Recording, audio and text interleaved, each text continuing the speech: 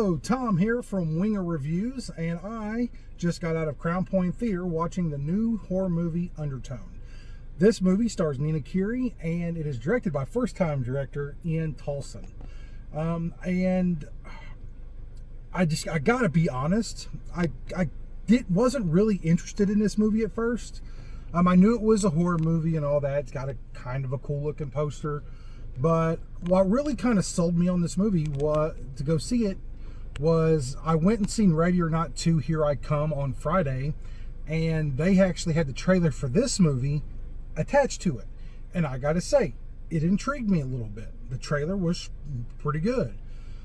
But then I go and see the movie today on a whim. No, I knew I was going to see it, I just didn't know when. And I gotta be honest, it's not for me. I've never been so bored watching a horror movie. It stars around this girl that has this podcast, and she's really the only character you see on screen. Everybody else is off-screen voices through phone calls and podcasts, and that's pretty much the plot of the movie. Is this girl has a podcast with a friend who I think is across the seas, and they listen to they get this mysterious email of these 10 audio files. And as they listen to them one by one, weird, crazy stuff happens. And that's about as far as I'm going to get with the plot of the movie. But there was so much dead space as far as not so much sound, because this movie does focus a lot on sound design. It's just a lot of people living their everyday lives. It reminds me a little bit of Friday the 13th, the original.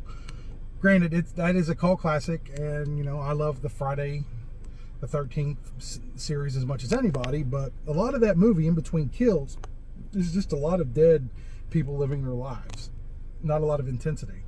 And this movie suffers the same thing. The intensity, there's more intensity and tension in the trailer than there is in the entire movie, in my opinion. At least it was crafted that way in the trailer.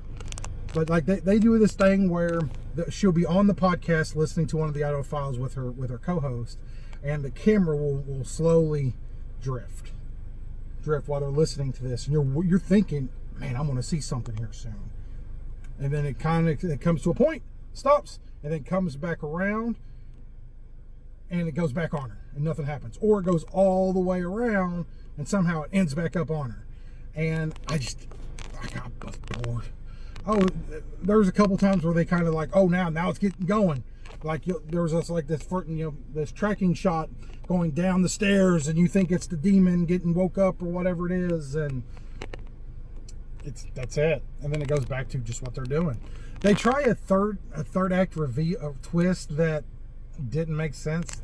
I didn't see it coming, but it also didn't make me like reframe the entire movie. I'm probably going to watch it again once it comes out on home video and see if that changes my perception of it at all.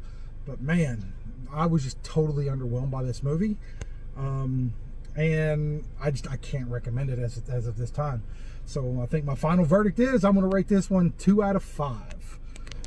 Skip it unless you're just really into that high elevated horror, I guess you could say.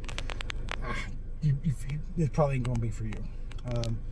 But that's it. That's my review. 2 out of 5 stars. Skip it.